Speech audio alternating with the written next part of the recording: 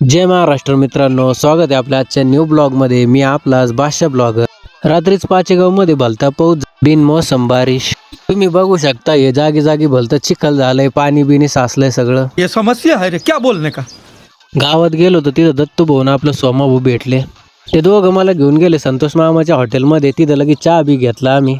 Swift, WagonR आणि Scorpio भाडोत्री भेटते त्यांच्याकडं। आज पण जायचं होतं क्रिकेट खेळायला ग्राउंडवर। हे आपले पाचेगाव मधलं क्रिकेट ग्राउंड मध्ये क्रिकेट कमी भांडणं आज जादा झाले होते नाही। त्याच्यात लय मोठं कारण नव्हतं, रन जादा झाले का कमी झाले याच्यावरून भांडणं चालू होते।